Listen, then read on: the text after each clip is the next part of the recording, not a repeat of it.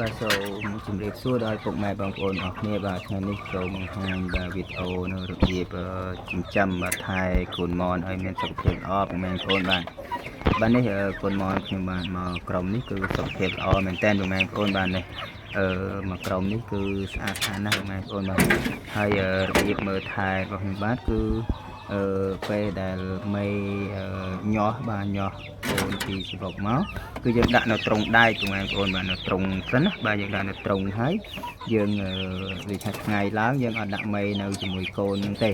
យើងដាក់នៅខាងក្រៅយើងចាប់មេកន្លែងនៅខាងក្រៅហ្នឹងទៅកូននៅក្នុងត្រង់ហើយដាក់ចំណីដាក់ទឹកឲ្យស៊ីធម្មតាហើយយប់ឡើងយើងចាប់មេដាក់ក្នុងត្រង់ហ្នឹងដើម្បីឲ្យវាក្រាបកូនហ្នឹងខុំបាទមានកម្ដៅព្រឹកឡើងយើងយកចេញហ្នឹងទៅប្រហែលជាមួយសប្តាហ៍បងប្អូនប្រហែលជាមួយសប្តាហ៍អីយើងផ្ដាច់មេចេញហើយផ្ដាច់មេចេញលែងឲ្យមេនឹងក្រាបជាមួយកូនហើយ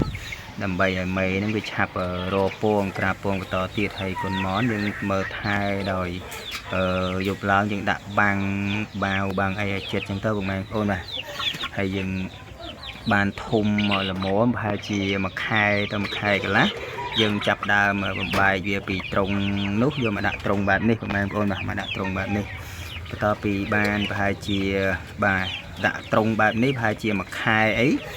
យើងបំបែកវាចេញពីត្រង់នេះយកទៅដាក់ត្រង់មកប្រភេទទៀតបងប្អូនបាទដូចបងប្អូនឃើញវីដេអូមុនអញ្ចឹងគឺយើងដាក់នៅត្រង់រៀងតលាយបាទត្រង់វាលអត់ត្រង់ចិត្តបែបនេះទេត្រង់ចិត្តបែបនេះគឺដើម្បីរក្សាកម្ដៅកុំឲ្យមនចាញ់ល្ងាចាញ់អីចឹងទៅបងប្អូនបាទតែដល់ពេលវាធំទៅវាឡើងចាញ់ល្ងាអញ្ចឹងយើងយកវាទៅដាក់នៅត្រង់វាលបាទវាលបែបវីដេអូមុនបងប្អូនឃើញអញ្ចឹង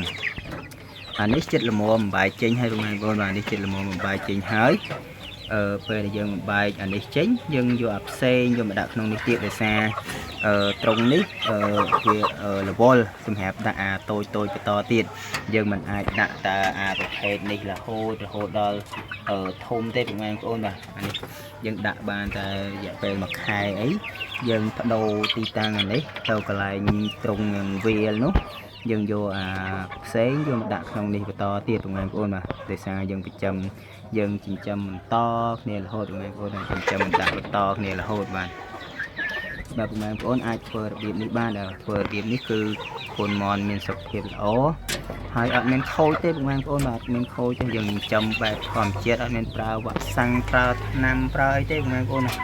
គឺយើងចិញ្ចឹមបែបនេះគឺបាទបងប្អូនឃើញស្អាតណាស់បងប្អូនហើយដៃជើងឲ្យធំបាទដោយសារមេបាវាគឺពូជធំល្អហើយសុខភាពល្អបងប្អូនបាទសូមអរគុណច្រើនបងប្អូនអរគ្នាដែលបានតាមដានវីដេអូនេះតាំងពីដើមរហូតដល់ចប់បាទ